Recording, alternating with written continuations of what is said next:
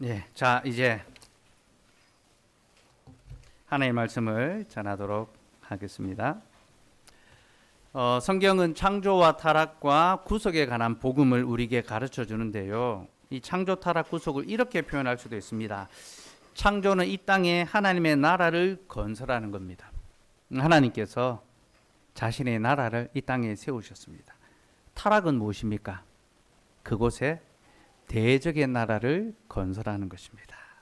사단은 하나님을 대적하여 이 땅에 자신의 나라를 세웠습니다. 그게 범죄고 그게 타락입니다. 그럼 구원은 무엇입니까? 구원은 하나님께서 대적의 나라를 심판하시는 겁니다. 대적이 아무리 강하고 멋진 나라를 세운다 하더라도 하나님께서는 그 나라를 반드시 심판하십니다. 그리고 그 나라로부터 우리를 건져내십니다. 불러내십니다. 우리가 다 대적의 나라에 속한 자들이었는데 하나님께서 거기로부터 우리를 불러내시는 것, 그것이 바로 구원입니다. 그러면 구원의 삶은 무엇입니까? 이제 우리가 부름받은 대로 하나님의 나라를 위하여 살아가는 것, 그것이 구원받은 자의 삶입니다. 하나님 우리를 구원해 주실 때 우리에게 또 하나의 사명을 주셨습니다. 이제 너는 세상 나라가 아니라 주와 그리스도의 나라를 위하여 살아야 한다. 그래서 여러분, 구원은 언제나 새로운 나라로의 부름입니다. 이제 우리가 하나님의 나라를 위해 살아가도록 부름받았다라는 거죠. 오늘은 그에 관한 말씀을 함께 나누려고 합니다. 오늘 설교 대제는요, 첫째, 아브라함은 세상 나라에 있었습니다. 둘째, 하나님은 아브라함을 부르셨습니다. 셋째, 아브라함은 하나님의 부르심에 순종했습니다. 첫째, 아브라함은 세상 나라에 있었습니다. 자, 함의 후손이 하나님을 대적하는 바벨의 나라, 곧 바벨탑을 쌓아 올릴 때 하나님께서는 그 나라를 심판하셨습니다. 그들은 자신의 발전된 기술, 건축술로 벽돌을 만들어서 큰 제국을 세우려 했지만 하나님께서는 아주 쉬운 방법으로 그들의 계획이 실패하게 했죠. 그들의 언어를 혼잡게 하시고 섞어버리심으로 그들의 도모가 무너지게 하셨습니다. 그렇게 대적의 나라를 심판하신 후에 하나님께서는 아브라함을 택하셨습니다. 거기로부터 아브라함을 택하심으로 새로운 구원 역사, 곧 새로운 하나님의 나라를 시작하셨습니다. 그래서 아브라함의 택하심은 하나님 나라의 새로운 출발, 시작을 보여줍니다. 그런데 여러분, 이 하나님의 택하심, 곧 아브라함을 부르시는 것은 아브라함에게는 아무런 공로나 자격이나 이유가 없는 오직 하나님의 전적인 은혜로 말미암은 일입니다. 왜냐하면 그때까지 아브라함은 하나님 앞에 구원받을 만한 아무런 일을 한 것이 없습니다. 더불어 그는 하나님을 믿는 것이 아니라 오히려 하나님과 상관없는, 하나님을 대적하는 삶을 살았습니다. 그는 갈대아 우르에서 살고 있었는데요. 이 갈대아 우르는 함의 후손들이 세웠던 나라입니다. 그 나라의 중심이 갈대아 우르였습니다. 아브라함은 갈대아 우르에서 태어났습니다. 그가 그 땅에서 태어났다는 것은 그 나라의 백성이라는 말이죠.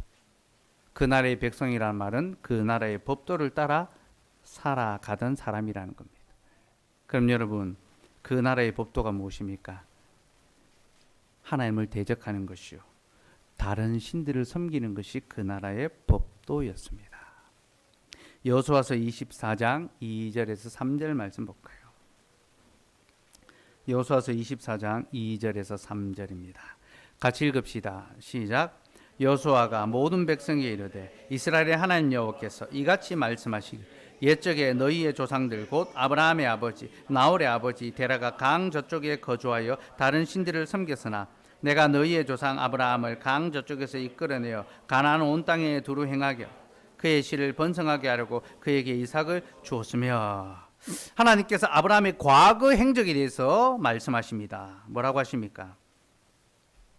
그의 아버지 데라가 강 저쪽에서 다른 신을 섬겼다라고 합니다. 강 저쪽, 그 유브라데 강 건너편에 있는 갈대아 우르를 가리키죠. 거기서 데라는 다른 신을 섬겼습니다.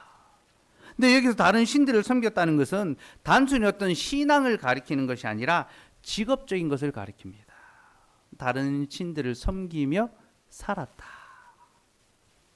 곧 데라가 우상을 섬기는 것을 자신의 업으로 삼았다라는 거죠. 우상을 새겨 만들어서 팔거나 그와 관련된 일을 하며 살았다는 겁니다. 그게 데라의 직업이었습니다. 근데 여러분, 고대 사회에서 아버지의 직업은 곧 아들의 직업이 되죠. 가업을 이어받는 것, 그것이 고대 사회에 또 현대 사회 이전까지의 어떤 삶의 패턴이었습니다. 아버지가 농부면 농사를 짓고 그렇죠. 아버지가 대장간 일을 하면 그 일을 이어받고 그렇죠. 그러니까 아버지의 일을 이어받는 것이 인간의 삶의 오래된 패턴입니다. 그러니 여러분, 그의 아버지 데라가 우상을 만들어 팔거나 그와 관련된 일을 하며 살았다면 아브라함 역시 아버지와 같이 우상을 섬기는 일을 하게 될 것입니다. 그렇죠. 근데 여러분, 아브라함이 누구의 후손입니까? 그는 셈의 후손입니다. 하나님께서는 셈의 하나님이 되시고 셈은 하나님을 섬기게 될 것이라는 것, 이것이 노아의 약속이었죠. 하나님의 약속이었습니다. 그런데 셈의 후손인 이 아브라함의 집안이 어떻게 하다가 하나님이 아닌 다른 신들을 섬기며 살아가고 있습니까? 도대체 어떻게 이런 일이 일어났을까요? 여러분, 이런 일이 일어난 것은요, 그들의 집안이 함의 장막이 가져다주는 번영과 안락을 사모했기 때문입니다. 우리가 지난주에도 살펴보았습니다. 함의 후손은 나라를 세웠고 그 나라는 심히 창대해져 갔습니다. 그럼 그들은 발전된 기술을 갖고 있었습니다. IT 산업을 행하였다는 겁니다. 벽돌을 굽는 기술은 아주 발전된 건축술이죠. 그들은 첨단 기술이 있었고 그 기술로 말미암아 막대한 부와 권력을 움켜쥐었습니다. 그리고 누구든지 자신의 장막 안으로 들어오는 자들에게는 번영과 안락한 삶을 약속했습니다. 내가 너희에게 편안한 삶을 주겠다. 일거리가 창출되죠. 산업이 일어납니다. 경제가 발전합니다. 물질적 번영과 부유함이 제공되고 거기서 윤택한, 편안한, 안락한 삶의 기반이 제공되는 겁니다. 그래서 그 나라로 사람들이 몰려들었고 셈의 후손들도 거기 합류했던 거죠. 그게 바벨탑 사건의 본질이라고 말씀드렸지 않습니까? 근데 여러분, 셈의 후손이 함의 나라로 들어간다는 것은요, 단순히 어떤 이 나라의 어떤 국적을 바꾸는 것을 가리키는 것이 아닙니다. 그 나라로 들어가겠다는 것은 이제 그 나라의 법과 풍속과 종교를 따르겠다라는 것을 가리킵니다. 그래서 셈의 후손은 이제 함의 나라에서 하나님 섬기기를 포기하고 다른 신을 받아들인 겁니다. 우리도 너희와 같이 너희의 신을 섬기겠다.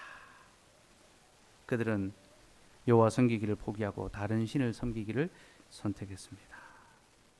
여러분, 이들이 왜 이런 결정을 하게 됐을까요? 이유는 너무나 간단합니다. 그들이 보기에 하나님보다 다른 신들이 그들에게 더 많은 부와 성공을 가져다 주기 때문입니다. 여러분, 그들은 하나님을 섬겼지만 이것이 그들에게 더 나은 삶을 보장해 주지는 않았습니다. 하나님을 믿는다는 것이 더 잘되고 더 복되고 더 윤택한 삶을 보장하는 것은 아닙니다. 아니, 오히려 정반대라고 할 수 있습니다. 함의 후손은 나날이 번성하며 발전해 갔지만 셈의 후손은 상대적으로 초라하고 볼품없는 삶을 살아야 했습니다. 벽돌로 쌓아 올리는 집은 금방 올라가고 멋있어 보이고 대단해 보이고 우러러 볼만합니다. 그러나 예배로 쌓아 올리는 집은 너무나 약해 보이고 보잘것없어 보이고 아무 일도 일어나지 않는 것 같은 그런 모습처럼 보입니다. 옆에는 큰 건물이 올라가고 있는데 여전히 우리는 장막에 거하며 예배하는 삶을 살아간다는 것은 매일같이 비교되는 어떤 상실과 또 마음의 이 헛헛함, 그런 마음이 들 수밖에 없는 거죠. 하나님을 믿지 않는 자들이 더 잘 되고 더 번성하는 모습을 보면서 고민이 드는 겁니다.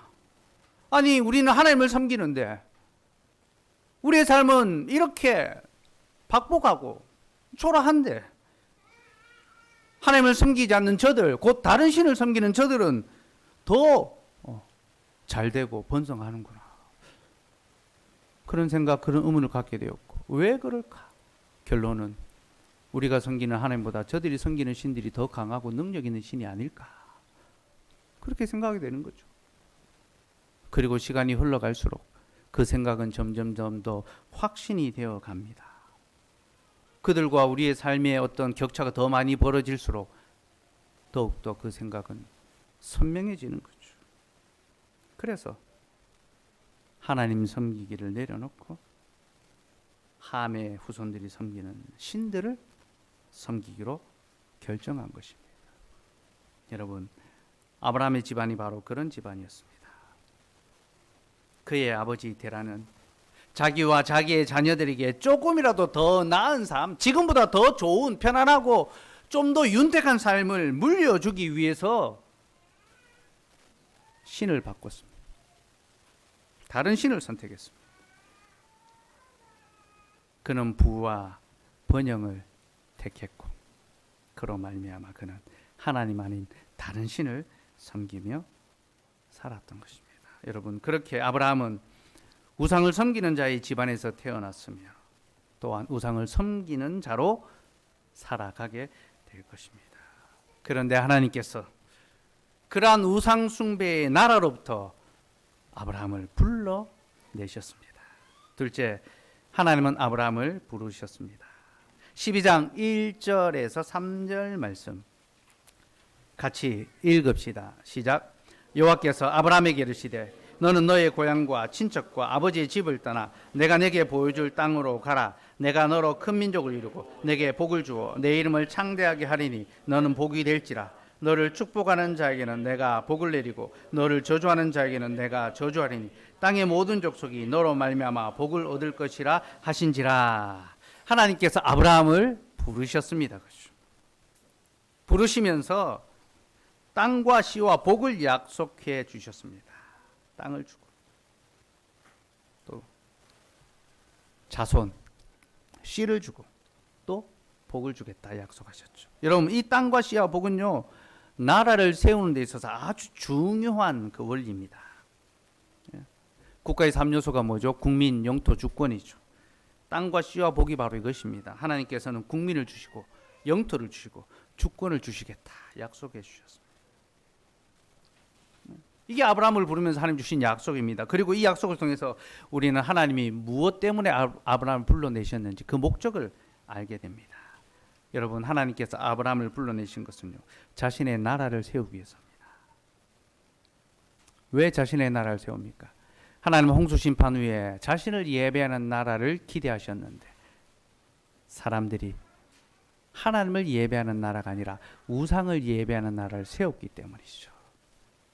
셈의 후손들, 하나님을 예배하도록 하나님의 나라를 짓도록 선택받은 셈의 후손들마저 함과 함께 손을 잡고 우상을 예배하는 나라를 세웠기 때문에 하나님께서 그 우상 숭배의 나라로부터 하나님을 예배하는 나라를 이렇게 세우시기 위해 아브라함을 불러내신 것입니다. 그게 아브라함의 부름 속에 담겨있는 하나님의 뜻입니다. 그런데 여러분, 하나님의 나라를 세우려면요, 먼저 우리에게 요구되는 조건이 있습니다. 그것은 지금 우리가 속해 있는 세상 나라를 떠나는 것입니다. 그래서 하나님께서는 아브라함에게 본토 친척 아버지 집을 떠나라라고 그렇게 말씀하신 거죠. 첫 번째가 너는 너의 고향과 친척과 아버지 집을 떠나라. 그러니까 하나님 나라를 세우기 위해서 가려면요, 먼저 세상 나라를 떠나는 것, 지금 있는 나라를 떠나는 것이 필요한 것입니다. 여러분, 이 말씀에는 두 가지 약속이 담겨져 있습니다. 첫째는 하나님의 나라를 세우기 위해서는 지금 있는 나라, 세상 나라를 떠나야 한다는 것이며, 둘째는 그렇게 떠날 때에 하나님께서 새 아버지가 되어주시고 새 나라를 주시겠다라는 겁니다. 여러분, 우리가 세상 나라를 떠날 때 하나님께서는 우리에게 하나님 나라를 주시고요, 우리가 아버지의 집을 떠날 때 하나님께서는 우리에게 하늘의 아버지가 되어 주십니다. 그러니 우리가 하나님의 부름을 받는다라는 것은 곧 지금 있는 나라, 세상 나라를 떠나야 한다라는 것임을 여러분 아시기 바랍니다. 그러면 세상 나라를 떠난다는 것이 무엇입니까? 이 죄 많은 세상을 뜨는 겁니까? 사라져 버리는 것입니까? 그런 것이 아닙니다. 세상 나라를 떠난다는 것은 자기 중심적이며 물질 중심적인 삶의 방식을 떠나는 것을 가리킵니다. 여러분, 세상 나라의 중심이 무엇입니까? 왜 세상 사람들이 우상을 숭배하며 살아갑니까? 지금 우상이 아닌 물질을 숭배하고 살아가죠. 왜 그렇습니까? 그 속에 자기 중심이 있기 때문입니다. 자기를 위하여 살아가다 보니까 자기를 위한 신을 찾게 되고 자기를 잘되게 하는 것들을 추구하게 되는 거죠. 그래서 여러분, 우상 숭배의 중심에는 항상 자기 중심성이 있습니다. 이게 세상이 세워가는 대적의 나라의 특징입니다. 그래서 자기만 아는 나라를 만드는 거죠. 여러분, 최근에 좀 안타까운 사건들이 많이 일어났습니다. 그죠? 특별히 이제 교권과 관계해서 이제 초등학교 선생님이 이제 임직한 지 얼마 안 돼서 1년 얼마 만에 또 스스로 이제 세상을 등지는 그런 일이 벌어졌죠. 그 가운데 뭐 우리가 뭐 정확한 자세한 내용은 모르지만 어쨌든 여러 가지 교권이 침해되는 악성 민원들이 많이 있었던 것 같아요. 그럼 그 악성 민원의 그 중심이 뭡니까? 자기 중심성입니다. 내 자녀, 내 문제. 그러니까 사람들이 다 자기 어떤 이 중심적으로 생각하고 행동하고 말하니까 상대를 향하여 비난과 원망과 온갖 악한 말들을 쏟아내게 되죠. 그죠? 그럼 이게 대적이 세워 올리는 나라의 특징입니다. 우상 숭배는요, 결코 서로를 사랑하는 것을 가르치지 않습니다. 자기만 사랑하게 만들고 자기만 숭배하게 만들고 자기를 위해서만 살아가게 만듭니다. 그게 우상 숭배의 나라입니다. 그러니 여러분, 우리가 세상 나라를 떠난다는 것이 무엇입니까? 곧 자기 중심적으로, 물질 중심적으로 나를 위해서만 살아가던 그 삶의 방식을 버리고 이제는 하나님 중심으로, 말씀 중심으로, 이웃을 중심으로 살아가는 삶으로 나아가는 것, 그것이 바로 하나님 나라로 나아가는 삶입니다. 그렇게 우리는 세상 나라, 곧 지금 우리가 속해 있는 나라, 곧 아버지의 집을 떠나야 합니다.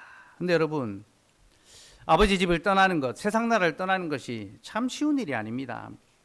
왜냐하면요, 우리가 세상을 섬길 때 세상 우리에게 그에 합당한 혜택들을 제공하기 때문입니다. 편의성들을 제공하기 때문이죠. 여러분, 본토 친척 아버지의 집은 우리에게 항상 편리한 삶을 제공합니다. 그리고 우리에게 더 나은 삶을 약속해 줍니다. 그죠? 그게 아버지 집의 특징 아닙니까, 여러분? 여러분, 아버지 집에는요, 모든 것이 다 있습니다. 거기에는 항상 먹을 거리가 있고 편안한 삶이 있고 장밋빛 내일이 있습니다. 그래서 자녀들이 배가 고프면 어떻게 합니까? 밥 달라고 하죠. 그죠? 밥을 뭐 맡겨놨습니까? 아니면 뭐 밥을 돈 주고 사 먹기를 합니까? 배만 고프면 밥 달라고 합니다. 그리고 밥 주면 그냥 먹습니까? 또 온갖 불평을, 반찬에 대한 원망과 불평을 하면서 먹습니다. 그죠? 자기가 필요한 거 있으면 언제든지 사달라 합니다. 아빠, 나 이거 필요해, 이거 사줘.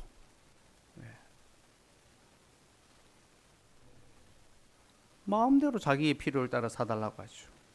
그리고 자기가 앞으로 하고 싶은 게 있으면 지원해 달라고 합니다. 아, 나 이거 하고 싶은데 좀 도와주면 좋겠다, 지원해 달라고. 여러분, 아버지 집에는요, 안락한 삶이 있습니다. 편안한, 아버지 집에서는 편안하게 우리가 쉽니다. 그렇죠? 그리고 형통한 삶이 보장되어 있습니다. 이게 세상 나라의 특징입니다. 우리가 세상을 섬기며 세상을 위하여 살아갈 때 세상 우리에게 그에 합당한 편의성들, 더 나은 삶을 약속하고 또 제공합니다. 그러니 여러분, 아브라함에게 있어서 아버지 집을 떠나는 것은 참 어려운 일이죠. 이것은 한마디로 안전한 삶과 성공적인 삶과 어떤 부유한 삶을 포기하라는 것과 같습니다. 그러니까 아버지 집을 떠난다는 것은 나에게 어떤 안전함과 또 편안함과 또 어떤 성공적인 삶을 포기하는 그걸 가리킵니다. 그러니까 아버지가 벌써 터를 다 잡고 하나의 어떤 이 기업체를 이뤘습니다. 그걸 물려받아서 그대로 아버지의 고객을 그대로 이어서 하면요, 사업이 더 번창할 수 있는데 그걸 다 포기하고 내려놓는다는 것이 얼마나 어렵고 힘든 일입니까? 그래서 여러분, 하나님이 아브라함에게 약속의 땅을 허락해 주셨지만 아브라함은 쉽게 그 약속의 땅으로 나아가지 못합니다. 갈대아 우르를 금방 쉽게 떠나지 못합니다. 그래서 어떻게 합니까? 자기 아버지와 함께 하란으로 갑니다. 11장 31절 말씀 같이 읽읍시다. 31절 시작. 데라가 그 아들 아브라함과 하란의 아들인 그의 손자 롯과 그의 며느리 아브라함의 아내 사레를 데리고 갈대아인의 우르를 떠나 가나안 땅으로 가고자 하더니 하란에 이르러 거기 거류하였으며. 자, 아브라함의 아버지 데라가 가족을 이끌고 하란으로 갑니다. 그러니까 갈대아 우르에서는 떠났는데 하란으로 이제 간 거죠. 하란이 어디냐면 이 갈대아 우르가 이제 그 메소포타미아 문명의 중심지라면 하란은 그 국경선 경계 지점입니다. 그 끄트머리에 있는 거죠. 그래서 가나안 땅으로 가려면 하란을 거쳐서 가야 됩니다. 그래서 가나안 땅으로 가려고 길을 나섰는데 갈대아 우르를 떠났는데 이제 하란에 거류하고 있는 거죠. 여기서 거류한다라는 것은요, 잠시 머무는 것을 가리키는 것이 아니라 집을 짓고 사는 것을 가리킵니다. 아브라함이 거기 집 짓고 살았습니다. 하나님이 갈대아 우르에 있는 그를 불러내셨을 때에 그는 하나님의 말씀에 순종해서 가나안 땅으로, 약속의 땅으로 길을 나섰는데 그 땅에 완전히 들어가지 못하고 하란에 머물러 거기 집을 지었습니다. 왜 아브라함이 하란에 머물렀을까요? 앞에서 말씀드린 것처럼 하란은 메소포타미아 문명의 국경지입니다. 그러니까 갈대아 우르는요, 초기 문명이었던 수메르 문명이 꽃피었던 그 중심 도시입니다. 그리고 하란은 그 문명의 끝자락에 있는, 그 이제 이파리 하나가 딱 마지막 잎새처럼 이 경계 지점 국경인 겁니다. 그러니까 그 땅을 벗어나면 이제 자신이 살아왔던 그 삶의 어떤 터전, 그 문화, 그 현장을 이제 떠나게 되는 거죠. 다른 나라로, 다른 세계로 이제 들어가게 되는 겁니다. 그래서 아브라함이 하란에 머물러 있었던 것입니다. 왜냐하면 하란은요, 그에게 안전과 편의를 제공하는 마지막 관문이었기 때문입니다.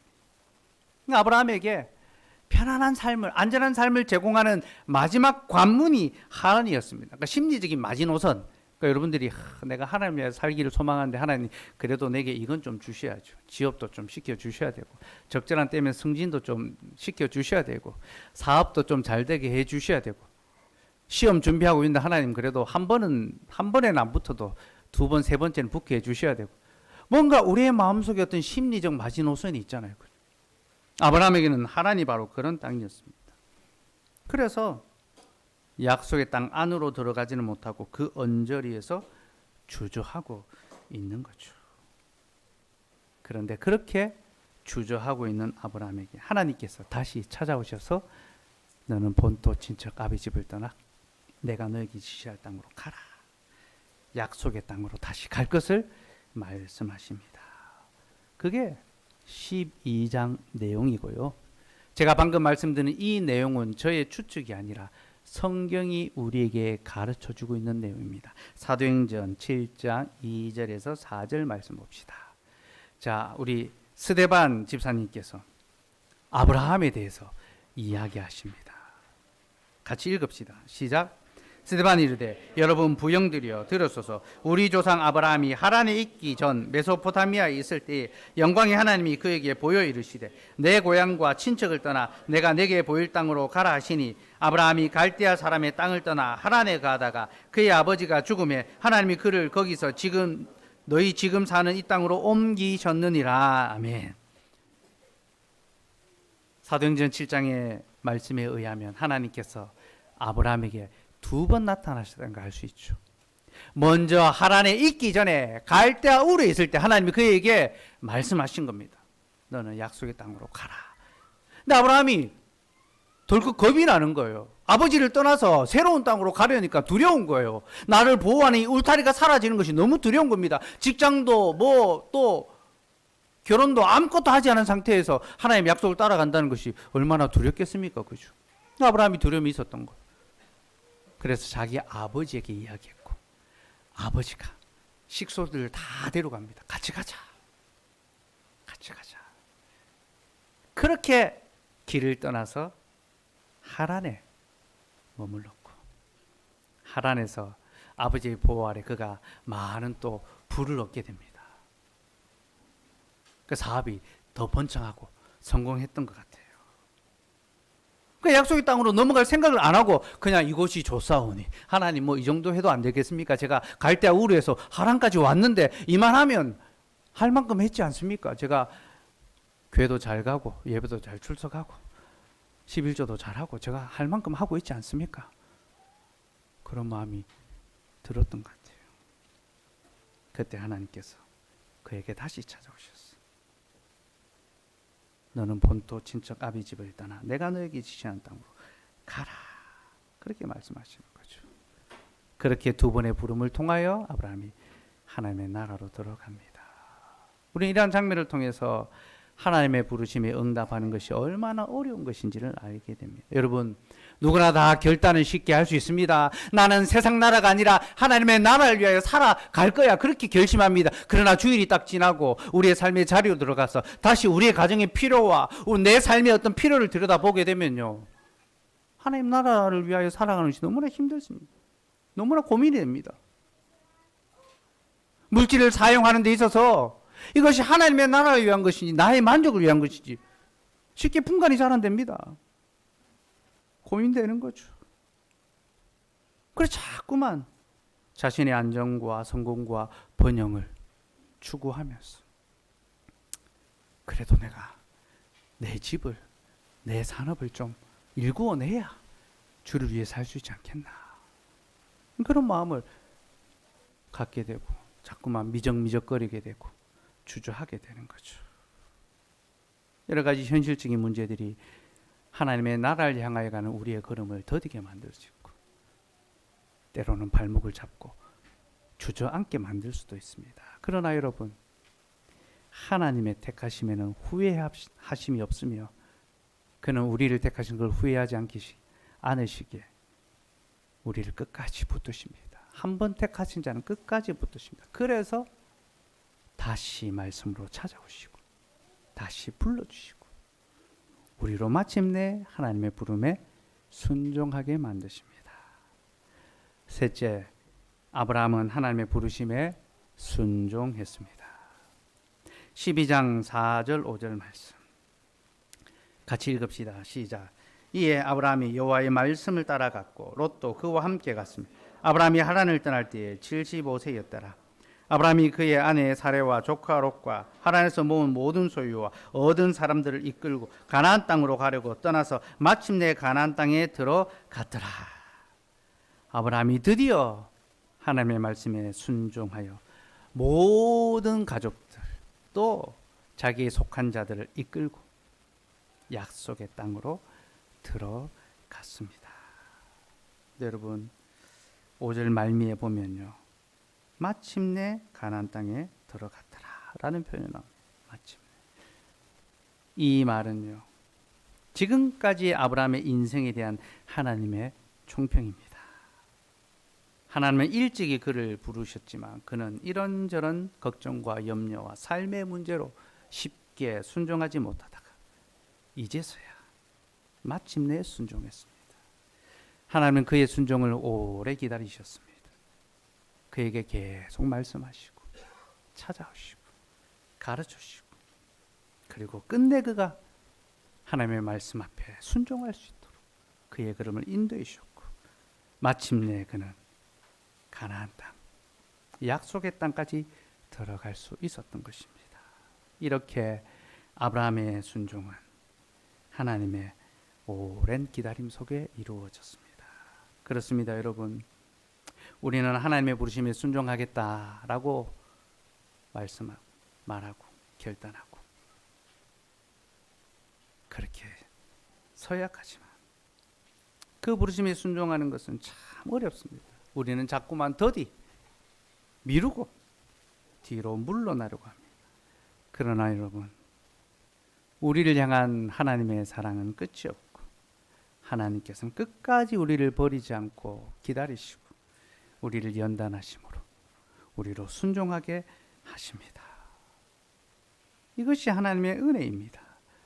그는 우리가 순종할 때까지 기다리고 또 참고 인내하십니다.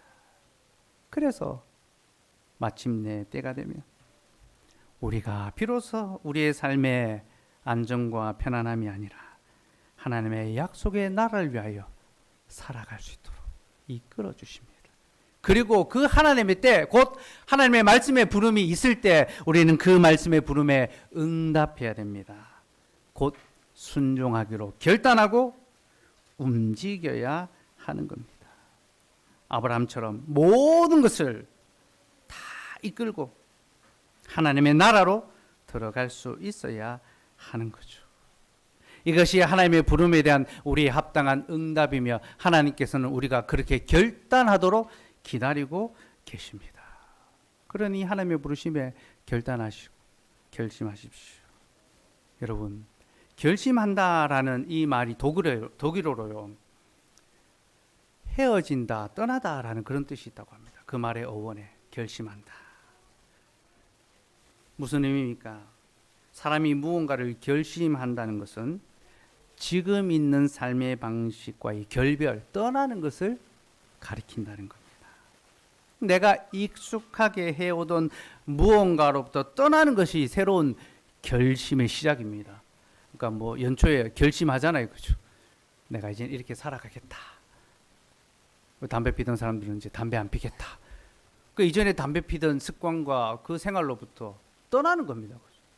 헤어지는 겁니다, 그죠? 그게 결심입니다.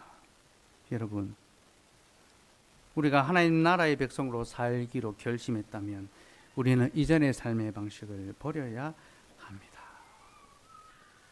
그게 믿음의 결심의 실체입니다. 이 말은 곧 우리가 이 세상을 살아갈 때에 그 삶의 목적이 달라진다는 것을 가리킵니다. 전에는 세상에서 성공하고 누리며 즐기는 것이 우리의 삶의 목적이었다면 이제는 그것이 아니라 하나님의 나라와 그 영광을 위하여 살아가기를 소망하는 것, 그것이 우리가 세상을 떠나기로 결심하는, 하나님 나라 백성으로 살아가기를 결심하는 그 결심의 출발이라는 겁니다. 우리의 삶의 목적이 나의 만족과 즐거움이 아니라 하나님 나라와 영광을 위한 것으로 바뀔 수 있기를 소망합니다. 어제 교회 청소를 마치고 권역 식구들과 같이 이제 점심을 먹으면서 이야기를 하는데 한 지체가 자기는 지금껏 포항에서 살아왔던 삶에 만족하며 살았는데 최근에 서울 사는 친구들을 만났는데 더 많은 돈을 벌 수 있는 기회가 있다는 사실을 알게 됐다. 포항에 있을 때는 그냥 포항에서 주는 것에 족한 줄 알고 감사하며 살았는데 서울 사는 친구들, 같이 공부했던 친구들인데 서울에 취업한 친구들 보니까 자기보다 훨씬 더 많이 벌고 있는 걸 마음이 좀 흔들리는 거죠. 저기 가면 돈을 더 벌 수 있는데 그런 마음이 드는 거죠. 여러분, 세상 나라는 우리의 눈에 안 보이는 것이 아닙니다. 오히려 잘 보입니다. 바벨탑은 눈앞에 늘 보이죠.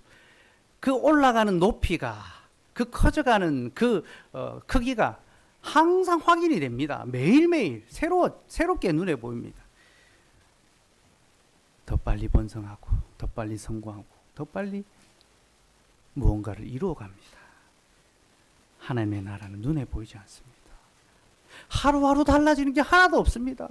하나님의 약속의 말씀을 따라 참고 견디며 정직하고 성실하게 살아가는데 삶에 아무런 변화가 일어나지 않습니다. 재미없어 보이고 심심해 보이고 눈에 보이지 않으니까 손에 잡히지 않는 것처럼 느껴집니다.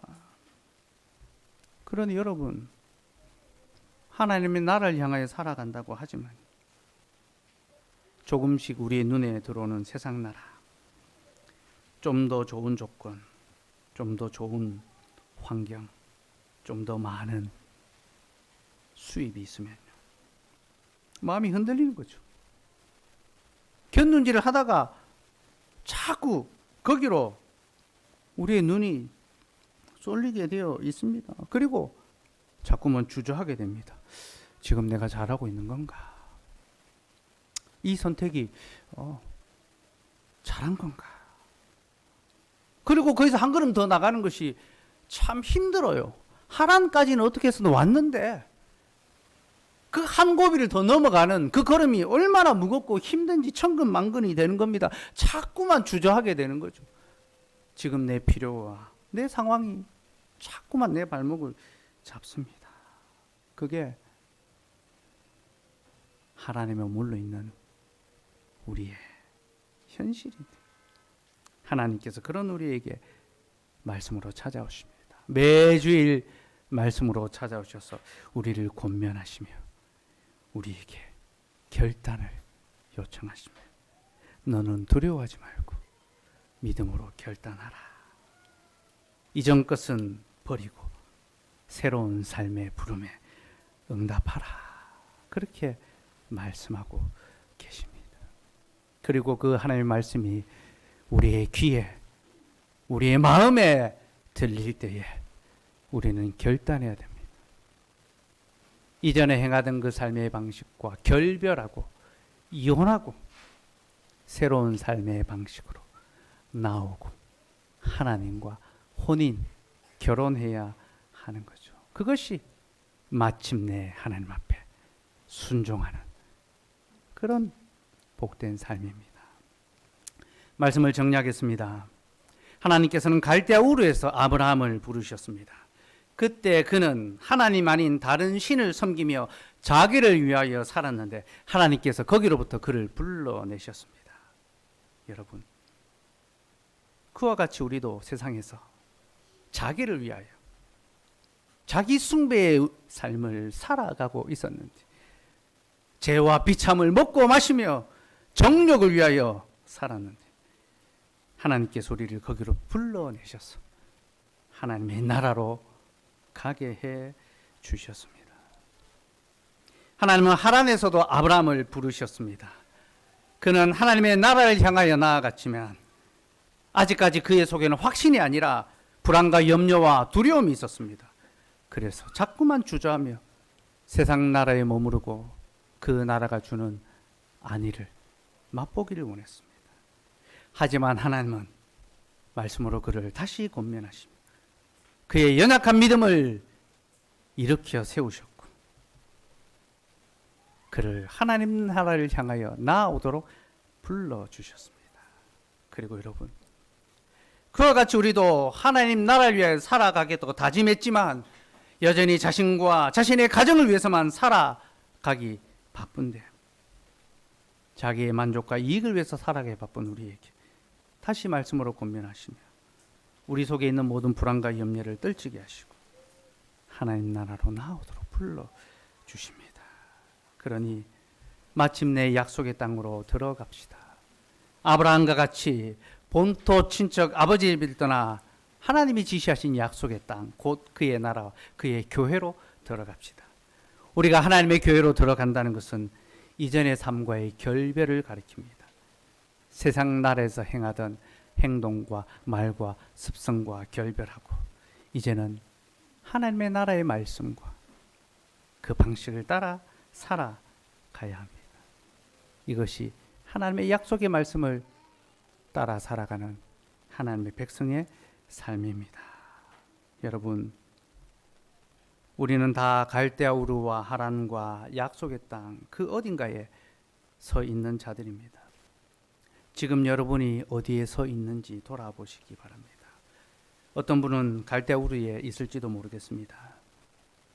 아직 하나님을 참되게 믿기로 결정하고 그 믿는 삶으로 나오지 못한 분들이 있습니다. 그러나 하나님께서 여러분들을 부르고 계십니다.